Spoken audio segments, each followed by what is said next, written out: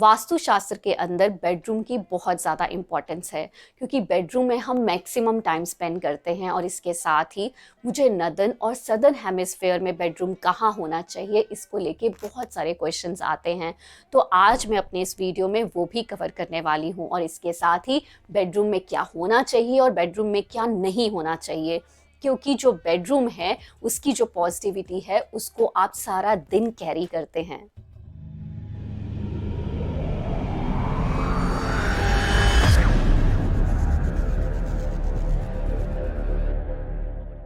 Hello everyone, my name is Alka Kalia and welcome back to my channel. और अगर आप मेरे चैनल पर नए हैं तो इसको लाइक करना, शेयर करना और सब्सक्राइब करना मत भूलिए।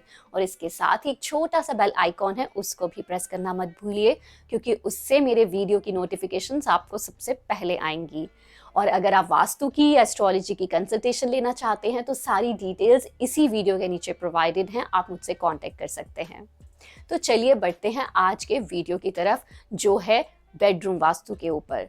तो जो बेडरूम है, चाहे वो नॉर्दर्न हेमिस्फीयर है चाहे वो सदर्न हेमिस्फीयर है, तो जो बेडरूम है वो साउथ में, साउथ वेस्ट के अंदर, वेस्ट साउथ वेस्ट के अंदर, वेस्ट के अंदर और इवन नॉर्थ का बेडरूम भी खराब नहीं होता, क्योंकि नॉर्थ का जो बेडरूम है वो भी करियर ओरिएंटेड बनाता है। तो इसके लिए नॉर्थ का बेडरूम भी अच्छा होता है, और इसके साथ ही ईस्ट का बेडरूम भी अच्छा होता है।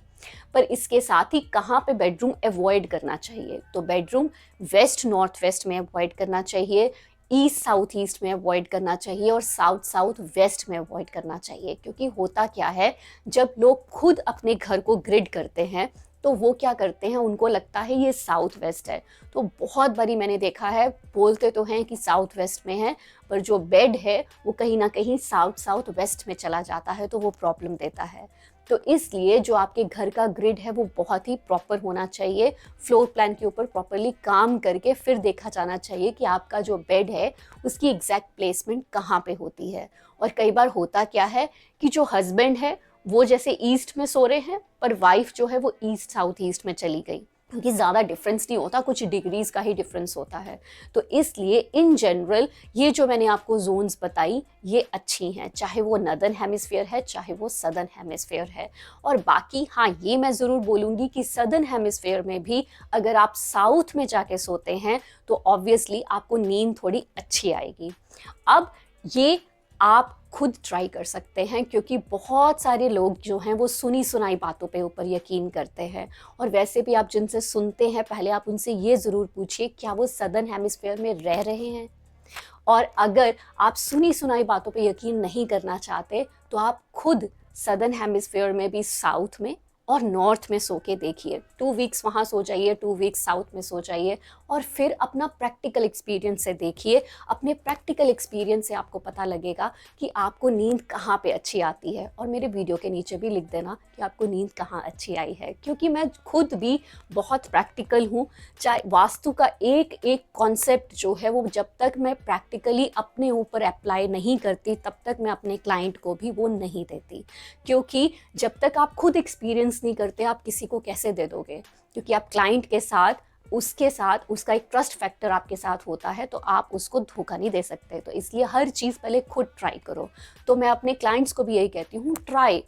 नॉर्थ का बेडरूम एज सच बुरा नहीं है, करियर ओरिएंटेड बनाता है तो इट्स गुड। पर हाँ, जहाँ तक नींद की बात है, क्योंकि कुछ लोगों को इंसोम्निया है, तो अगर नींद की बात है तो फिर आप नॉर्थ और साउथ में दोनों में सो के देखिए, और फिर देखिए आपको नींद कहाँ पे अच्छी आती है।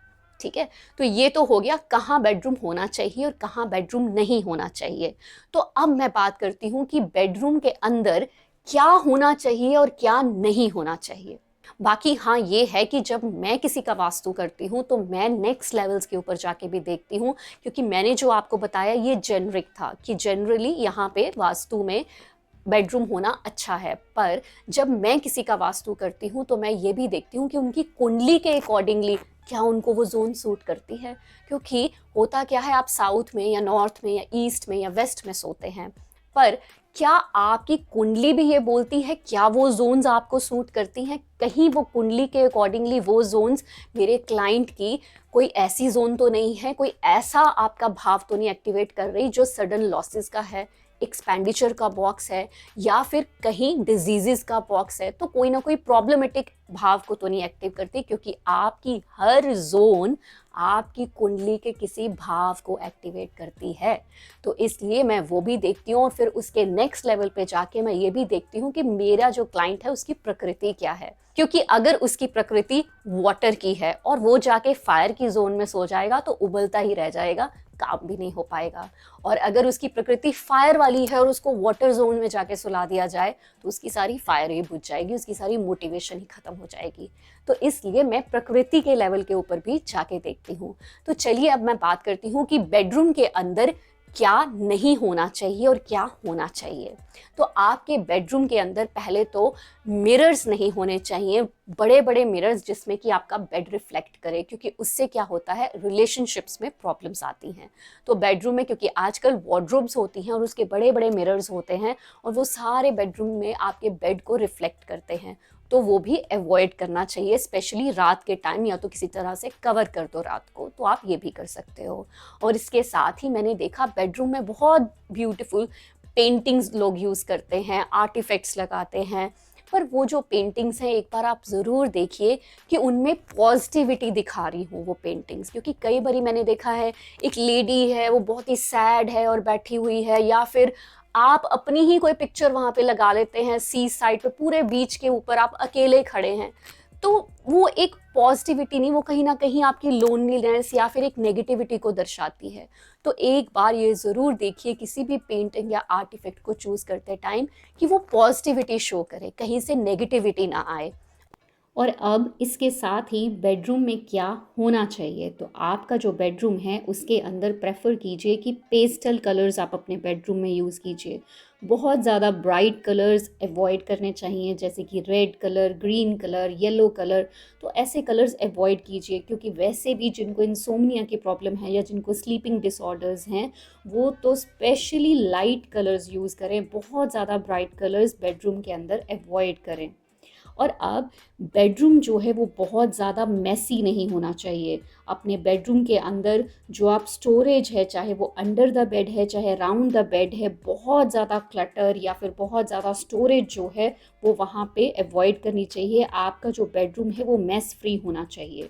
आप जितना अच्छा आप अपना बेडरूम रखेंगे, जितना क्लीन रखेंगे, उसको ब्यूटीफाई करेंगे, उतना आपका वीनस भी स्ट्रॉन्ग होगा, जो कि लग्जरी देता है, वेल्थ देता है। तो आपका बेडरूम वैसे भी क्लीन होना चाहिए, और एक क्लीन बेडरूम जो है वो एक बहुत अच्छी पॉजिटिविटी रिफ्लेक्ट करता है, और वही positivity through out the day आप रिफ्लेक्ट करते हो। तो आपका बेडरूम जितना क्लीन, जितना नाइस, जितना डेकोरेटिव, ब्यूटीफाई हो, उतना बेटर है। अगर आपका बेडरूम कहीं नॉर्थ में या ईस्ट में आता है, तो वो वाला बेडरूम जो है वहाँ पे देखिए कि एनफ सनलाइट आती हो। वहाँ पे बड़ी बड़ी ग्लास की, या तो ग्लास के डोर्स हो सकते हैं या ग्लास की विंडोज़ भी आप रख सकते हैं। और अगर उन ग्लास की विंडोज़ या ग्लास के डोर्स के अंदर कोई वाटर व्यू आता है तो वो भी बहुत अच्छा रहता है। या फिर अगर वहाँ पे कोई ग्रीन व्यू दिखता है, कोई गार्डन व्यू दिखता है, तो वो भी अच्छा रहता है। और अगर आप वैसे भी वाटर व्यू वाला बेडरूम कहीं ना कहीं बनाना चाहते हैं, तो वो नॉर्थ या ईस्ट की साइड ही प्रेफर कीजिए। होप आज का वीडियो आपको अच्छा लगा होगा और आपको बहुत ही यूज़फुल लगा होगा। अगर ऐसा है तो इस वीडियो को ज़्यादा से ज़्यादा शेयर कीजिए, ताकि ज़्यादा से ज़्यादा लोगों को इसका बेनिफिट हो। और अगर आप वास्तु की या एस्ट्रोलॉजी की कंसल्टेशन लेना चाहते हैं, तो सारी डिटेल्स इसी वीडियो के नीचे प्रोवाइडेड हैं, आप मुझसे कंसल्टेशन भी ले सकते हैं। और अब मिलते हैं नेक्स्ट वीडियो में। Till then take care of yourself.